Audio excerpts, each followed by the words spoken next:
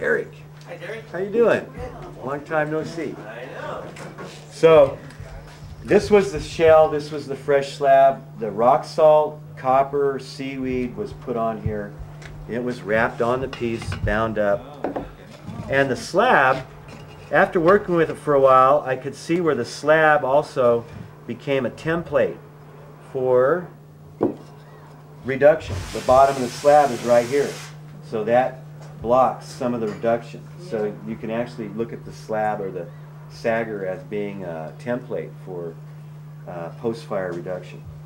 And this was a section right here that corresponds with that edge. Now see, you take this off and you've got a shadow of that shape. So it evolved from that. And so, you know, I think like a lot of artists, we don't necessarily exist as an isolated island, and borrowing and emulating other people's work and process and making it your own and putting it through personal interpretation is the way you develop, I guess. So I'm still looking for variations on a theme. So I'll pound out a slab here for that. At my studio, we have a slab roller. Boy, it's sure convenient, but I don't always use it. I just take clay and start pounding to make a slab.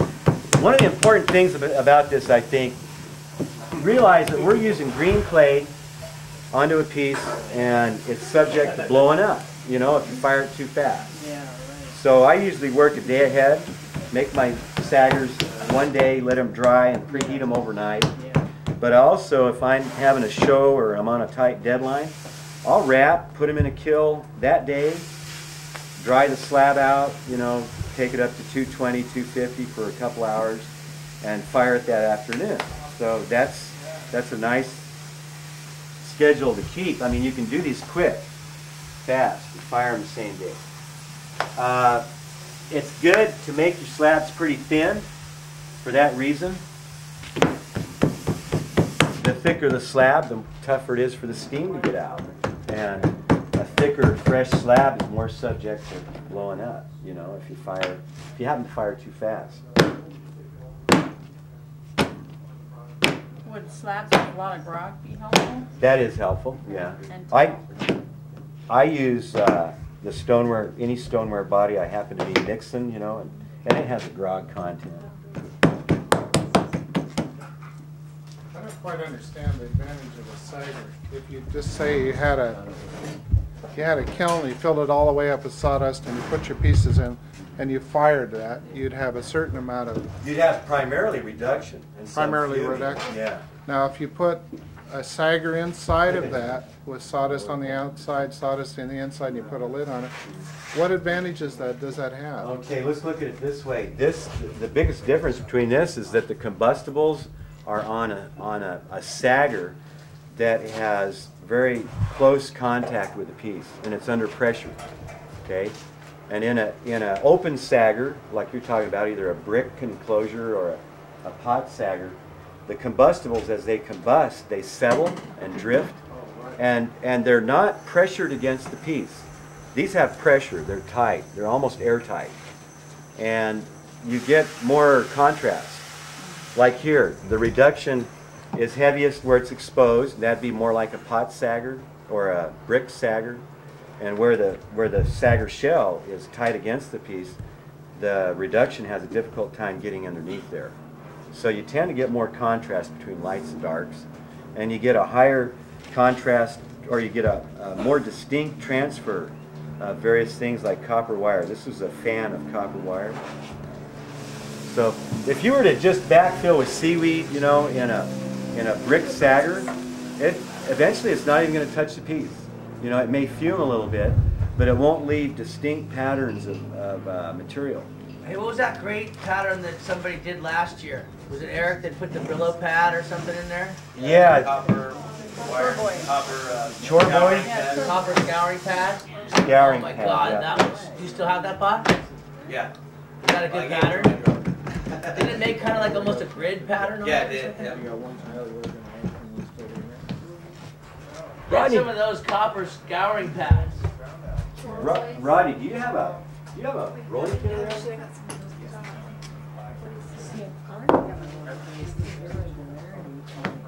So look at this as maybe just, I look at these saggers as being a tool. You know, they're an accessory, a firing accessory. But you do get different, slightly different results by having, you know, the saggers themselves, the shells, I sometimes think they're more interesting than the work. I You know. know? I mean, was you know, just going to ask you. they've got the evidence of the brew right there, you know, I mean, it's direct. Have you ever tried to build something out of the shards? Oh, I keep them around, and eventually, I usually let them go with the piece. When I have exhibits, you know, or shows, I'll put the sagger with the piece. I don't do much else with them, but I keep collecting them. I'm thinking that once I start building, do some landscaping, I might do a concrete wall or something and embed them in there, but I don't formally plan to do anything with them. Yeah. They fall apart in the wintertime when they freeze them. Yeah, they do. If they soak up water, you bet. They bust out. There's still residual salt in those shells. And I need to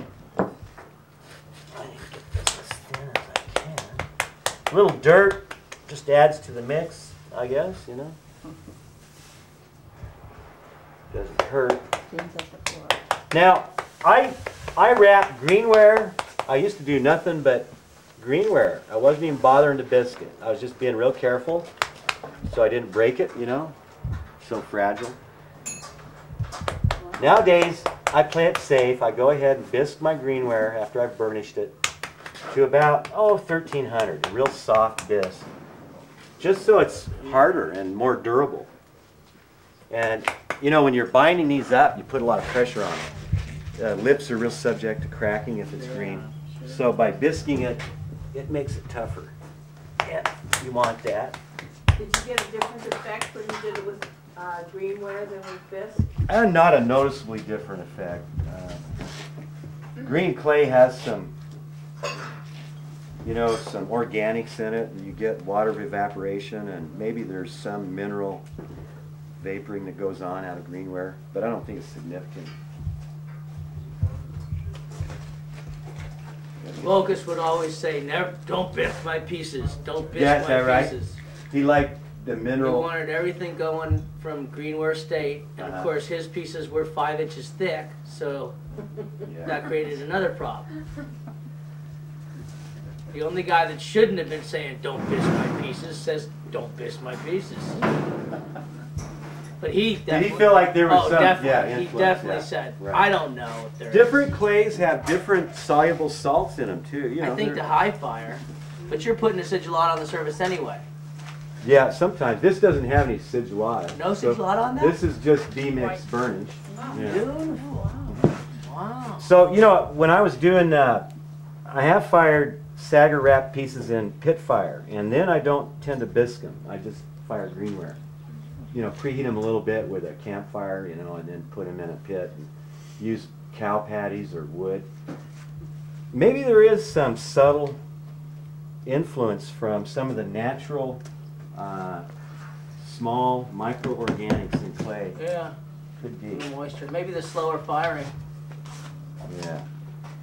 I use the piece just to roll down the slab to kind of do a general sizing. As far as width, you know, how far it's going to come down. I'm only going to wrap this, the upper third down to half. So, extra here. Do you ever put cut work in your slabs to make it fun? Yeah, that's a good thing to look at. You know, as you can cut holes or these do when they dry, they crack. You know, this is going to shrink after it's on the piece. As it dries, it's going to shrink like 6% or so, and it's going to naturally fracture. These are